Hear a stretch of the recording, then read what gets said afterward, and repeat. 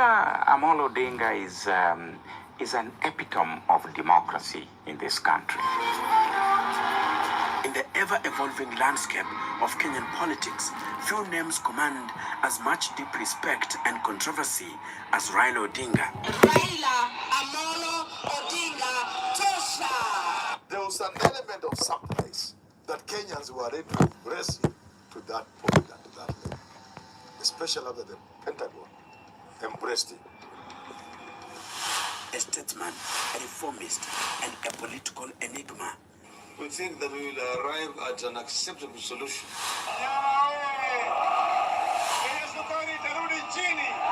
Hatukubali lakini tunaheshimu. Tunaheshimu. For more than 30 years in Kenyan politics, he stands as a colossus, a towering figure whose influence has left an indelible mark on the nation's political scene. He simply stood up, walked into his car, went away. His Nigerian biographer, Babafemi Badejo, described him as a puzzle in Kenya's political landscape. His Luo community shares this sentiment, dubbing him Agwambo, a figure of unpredictable nature that remains difficult to decipher. To them, he is enigmatic, formidable, and almost mythical, much like the legendary 18th century sorcerer, Gor Mahia.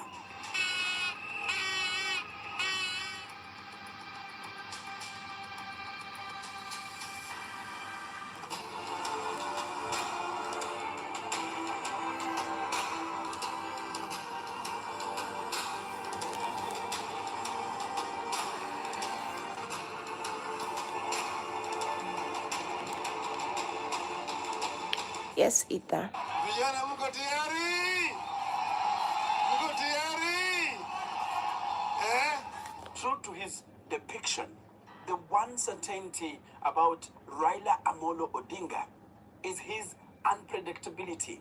I am sure even Ruto is just crossing his fingers. Tumesema mpaka Kenya inuke. His defining trait is an unyielding resilience. No matter the odds, he refuses to be counted out.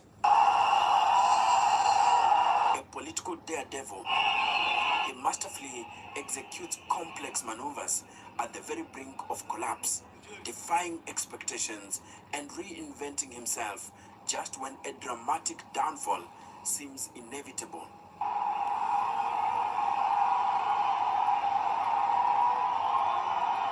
NASA is a movement for the liberation of the people of Kenya from political oppression, of economic backwardness. Born in 1945, Raila Odinga was destined for politics. Tunataka kubadilisha Kenya. He recently marked his 80th birthday with an impressive 55 years spent navigating the turbulent waters of Kenyan politics. Raila has established a political enterprise that is unmatchable in this country, Enoch. His journey traces back to October 1969, when his father's detention under Jomo Kenyatta's government abruptly propelled him into high-stakes decision-making at the tender age of 24. Raila has long emerged from his father's shadow, carving out his own path with conviction. A leader in his own right, he independently makes his decisions and boldly guides his supporters. Wakenya wamesema wanataka mambo ambayo imeenda tenge ibadilishwe. I will shake the hand of my rivals and pay the political price if I have to. I will shake their hand if I win, and I will shake their hand if I don't. If you look at Raila Odinga's accolades and the resilience, if you trace Raila's history from 1970s, You will always trace Raila's name and presence in Kenyan struggle for democratic space. On the political battlefield, his influence is undeniable, commanding a following that few in Kenya or even across Africa can rival. Because I love Kenya more than I love Raila Amolo Odinga. The son of Jaramogi Oginga Odinga, Kenya's first vice president, he was exposed early to the struggles of leadership and opposition.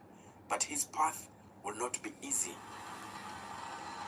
From a young age, Raila exhibited exceptional sharpness that set him apart, naturally positioning himself as a commanding force among the Odinga siblings.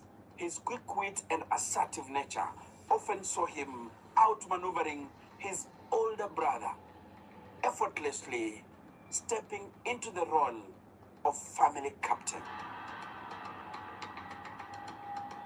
His instinct for leadership extended beyond the household, shaping his national political journey. Wherever he goes, he strives to lead, and more often than not, he succeeds. In the 1980s, Raila's defiant stance against Daniel Arap Moi's one-party state led to his arrest and detention without trial for nearly a decade. His experiences in the dungeons of Nyayo House fueled his commitment to multi-party democracy. In the wake of the infamous August 1982 coup attempt, Raila Odinga found himself accused of involvement, facing treason charges and enduring 6 years of detention under President Moi's regime. A 2006 biography published as Raila prepared for his 2007 presidential bid suggested that his role in the failed uprising was more significant than he had publicly acknowledged.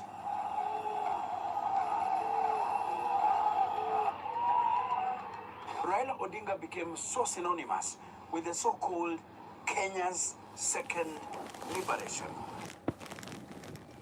His journey was marked by imprisonment for treason between 1982 and 1988. A period when the struggle for political change was at its height.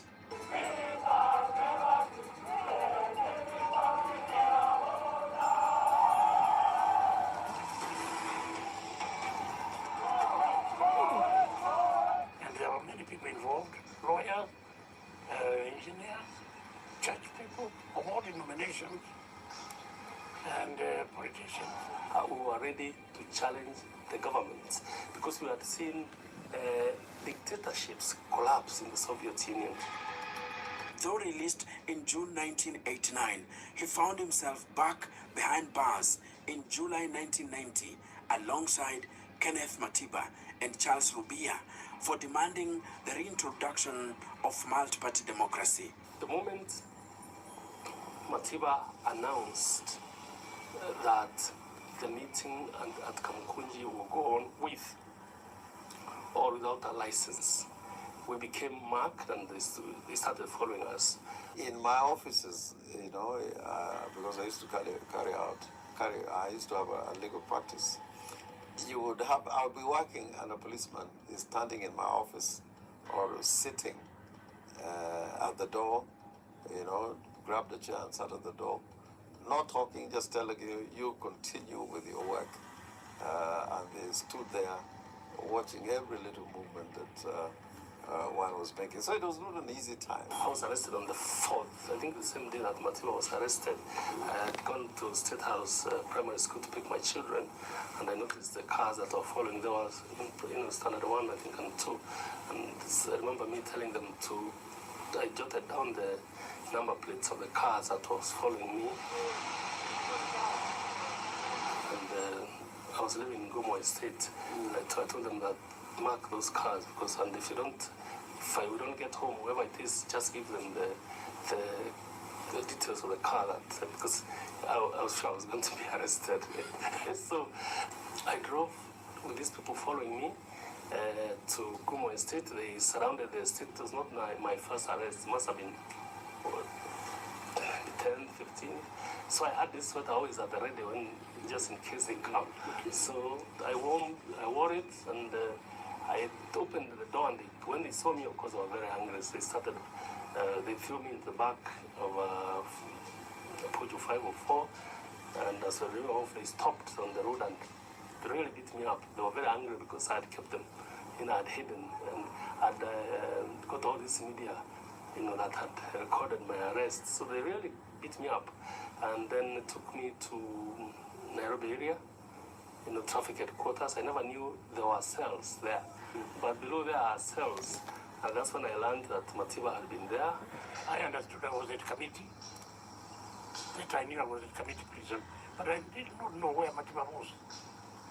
They were kept ignorant, and so they call you are excommunicated completely by darkness. You don't even know what day it is. What caused solitary confinement is very dangerous, punishing you mentally. You even lose time.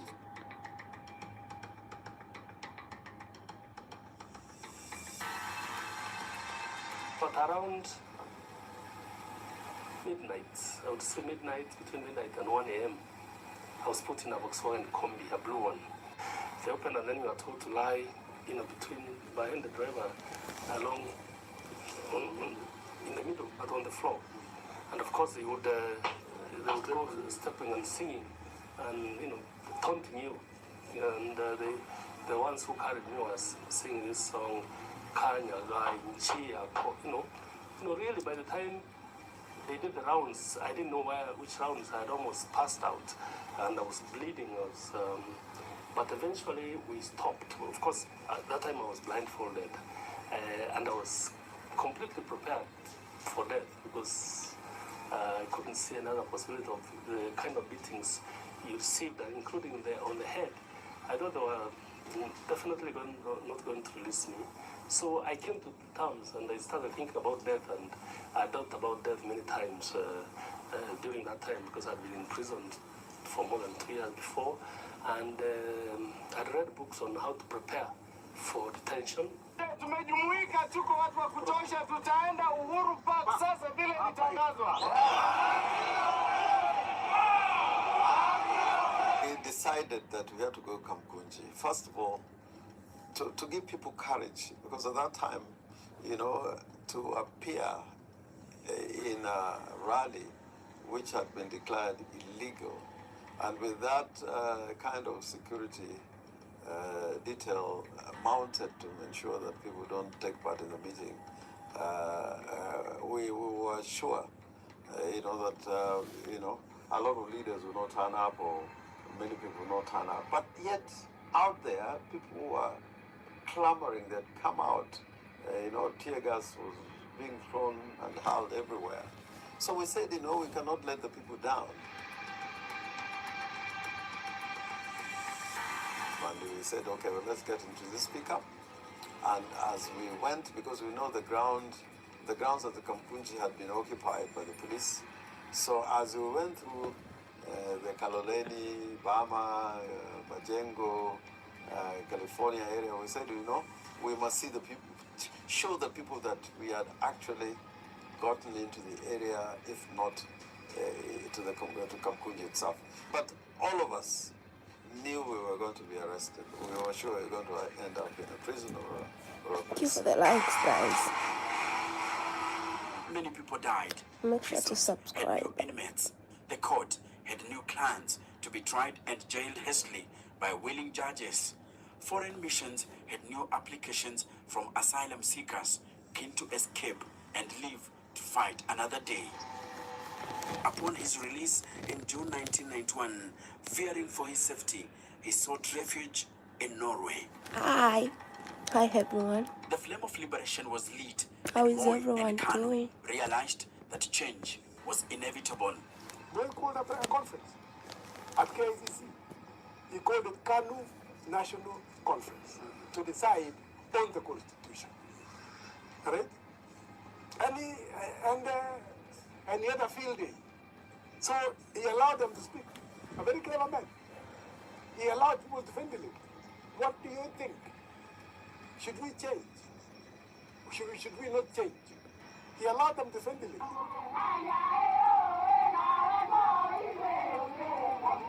So he listened to everybody. He now said, I have heard you. I now also want to make my own statement. A day before the day, Franklin Pate, then Moi's most trusted Deputy State House Controller, was given a delicate duty to perform. He was asked to prepare 2 speeches, one outlining the importance of retaining Section 2A in the Constitution, and another calling for its immediate repeal to allow multi-party politics. It was a secret that only Bet and President Moi knew. Then he told me, because I was sitting behind there, he told me, give me my speech. Then I told him, you know, you're going to. He said, the one which he's saying, we repeal 2A.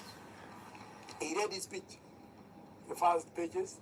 When he now reached that one, he now said, mimi, yale ambao ninayaona mbele, ni kali kuliko tunayaona hapa. So lazima tujiokoe kwa yale ambayo yanatukujia. Lazima tujiweke kwa njia ambayo haitadhuru watoto wetu na haitaharibu uhusiano wetu na marafiki zetu za ulimwengu. In February 1992, Raila made a bold return to Kenya and aligned himself with the Forum for the Restoration of Democracy, FORD, the party led by his father, Jaramogi Oginga Odinga, and Kenneth Njindo Matiba. However, later that year, internal divisions and interference from the ruling KANU party fractured FORD into 2 factions. FORD Kenya under Jaramogi and FORD Asili under Matiba.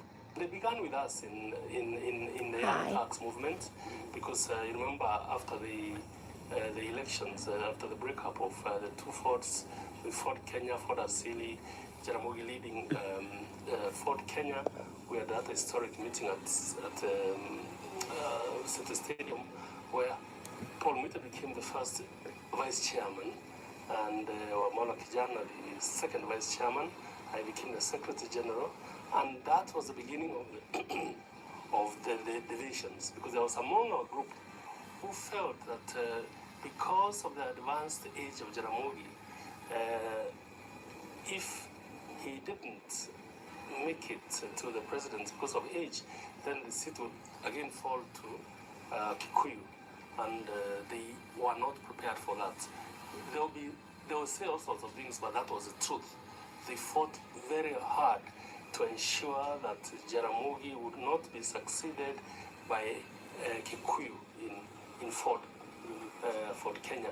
So they engineered the removal for Paul Mwite and my own removal, because at that time Raila was supporting Munyo Wayaki to become Secretary General because he had a longer history of relationship with the family. And that was the beginning, actually. The breakup began on the very first day. And there was a feeling that because FORD Asili is led by a Kikuyu, we shouldn't allow a possibility where the other FORD is also led by a Kikuyu. And that was the beginning of the end of the 2 forts, unfortunately. And Moi saw it. Moi saw it, and he exploited it to the maximum. Kenneth Matiba is out in London for some medical treatment. And he's coming back. And the man who is leading FORD is Jaramogi Oginga Odinga. Jaramogi Odinga is slightly older than Kenneth Matiba. So you put into the head of Kenneth Matiba that it is time for Jaramogi Oginga Odinga to go where? Go home. So when he's coming, I'm younger and he's old and he has had his time. He needs to go away. So that's what was done. Kenneth Matiba was given that impression just by some statements. And secondly, they told him that, if he did not take his chance, then Mwai Kibaki was going to eclipse him. Matiba was taken in, but not absolutely, until the day when he came back. Absolutely no hesitation in saying that the day Mwai Kibaki formed the Democratic Party is the day that any democratic transition resulting in the leadership of any of us who was in that early stage of second liberation was put into him that you are also able to be the president. It was done deliberately by some people away Ford. So he got into it. He got into the trap. And that trap caused a split in Ford. Ford Asilis Kenneth Matiba, Ford Kenya's Oginga Odinga, Mwai Kibaki of DP would lose the presidential contest to KANU's Daniel Arap Moi. In February 1994, Kenya mourned the passing of Jaramogi Oginga Odinga, the towering statesman and leader of the Ford Kenya Party. But even as the nation bid him farewell, a fierce political battle was already brewing within his party. Mwana Vijana is no longer chairman of Ford Kenya. Among those left behind was his son, Raila Odinga, who believed he was the rightful heir to his father's political legacy. But the path to leadership was anything but clear. Standing in his way was a formidable alliance.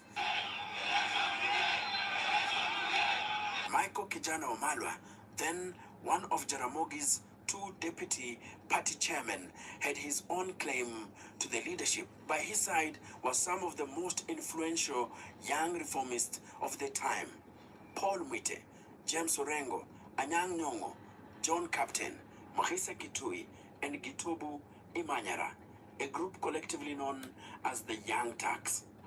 The battle lines were drawn. Raila was determined, but the forces against him were equally resolute. Many people saw that as tribal. As Raila feeling the Ford Kenya part was a Luo party, saw it as a family property that he was going to inherit. But I don't think that is the case. Raila, especially at that time, was restless.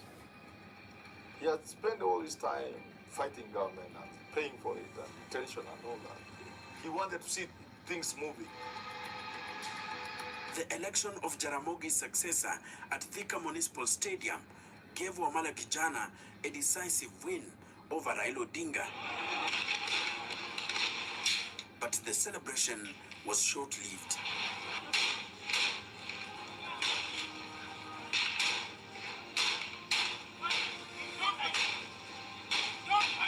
Instantly, mayhem engulfed the stadium. A storm of fury raged among Raila supporters, turning the arena into a battleground. Defeated? Never. Raila Odinga was only getting started. Those who thought he had been outmaneuvered were in for a shock. The time has come to change course. In a bold move, he resigned from Ford Kenya and relinquished his seat in Lang'ata, a high-stakes gamble. But Raila was no stranger to risk. Then, in a stunning twist, he took over the little-known National Development Party, NDP, declaring himself its leader. With the odds stacked against him, he reclaimed his parliamentary seat in Lang'ata. The comeback was complete. The son of the bull was rising, and nothing would stand in his way. He crushed obstacles, humbled rivals, and turned enemies into allies, and allies into enemies.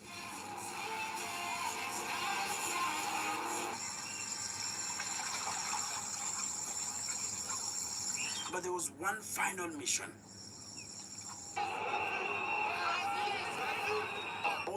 Party and winning back Langata were just the beginning.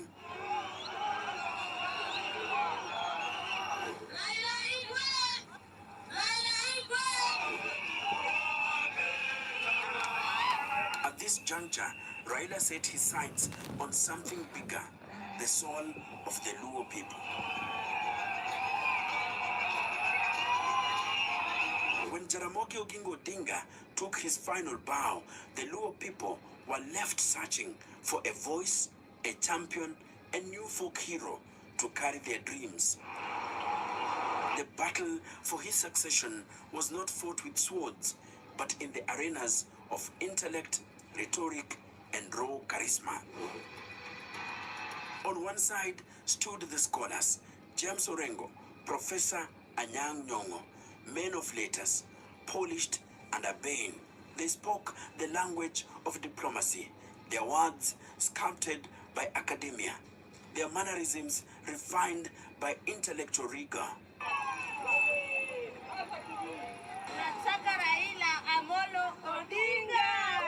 But the Luo political soul is not stirred by eloquence alone. It demands more than mastery of English, fine dressing, and sophisticated taste. To lead the people, one must not only speak, but act, inspire, and move. Lazima tufunge barabara. Kama baba amesema tufunge, tutafunga. Kama amesema tufanye kazi, tutafanya. In the court of public opinion, the battle was over before it even began.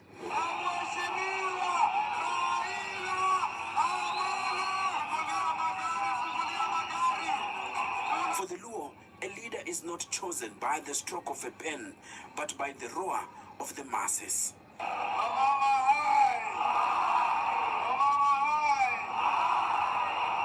And in Raila Odinga, they found their warrior, their champion, their next great folk hero.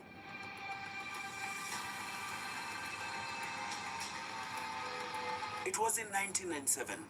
A political storm was brewing in Kisumu Rural. Anyang' Nyong'o, flying the flag of the Social Democratic Party, was up against a formidable opponent, Job Omino, a close ally of Raila Odinga. The verdict from the ballot? A bitter loss. But politics, as they say, is a game of resilience. Nyong'o's party had just enough seats to secure him a lifeline, a nomination to parliament, a temporary setback, but a lesson learned. By 2002, the writing was on the wall. Nyong'o had seen the tides shift. Raila Odinga was on the move, rallying forces under his new political home. Nyong'o made his move, abandoning SDP and stepping into Odinga's camp, a strategic realignment. But not everyone followed the wind. One man remained defiant, James Orengo. While others coalesced around Odinga, Orengo took a different path, contesting the Ugenya seat under the National Social Congress and even making an audacious bid for the presidency. Kibaki may emerge on the basis of consensus, but Uhuru is emerging in a background, and an unfortunate background of a very acrimonious political process in which his friends and foes within Kanu and outside Kanu are saying he has been imposed. Both gambits ended in defeat. Time, however, has a way of softening even the most unyielding of spirits. In the years that followed, Orengo, once a fierce rival, would eventually bow to political reality. Not only did he rejoin Odinga, but he became one of his most loyal disciples, standing by his side through Kenya's most turbulent political battles. We are not intimidated. And from here, we are all going to march into town in the normal way we have done. We have notified the police about this demonstration. In the late 1990s, Raila Odinga emerged as a formidable force. First contesting the presidency in 1997, his political maneuvers saw him align and break alliances. The 1997 presidential election had ended, but the battle was far from over. Defeated at the ballot, the opposition was determined not to lose the war. 5 political heavyweights, Mwai Kibaki, Michael Wamalwa, Charity Ngilu, Wangari Maathai, and Raila Odinga joined forces under one banner, the Opposition Alliance. Their mission: challenge President Moi's legitimacy. Almost every single party has had no reservation whatsoever regarding the need for us to get rid of Moi. But Moi was a seasoned political chess master. Armed with judges and lawyers eager to please him and the weight of incumbency, he maneuvered past their protests. With no legal path left, the opposition settled on a different strategy: unity. A powerful, unwavering front to challenge KANU's grip on power.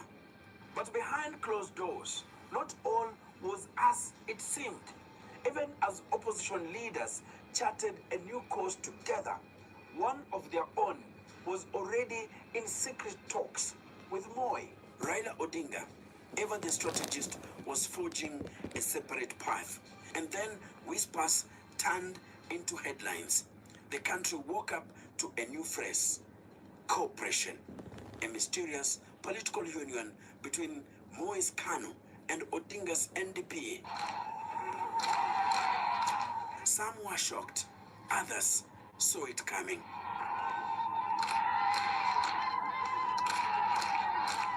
What began as cautious cooperation blossomed into a full-fledged political union, an unprecedented merger.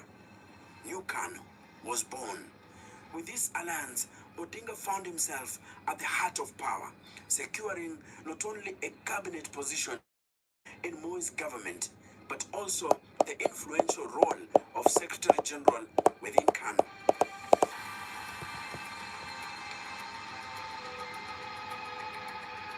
Moi had ruthlessly dumped the ever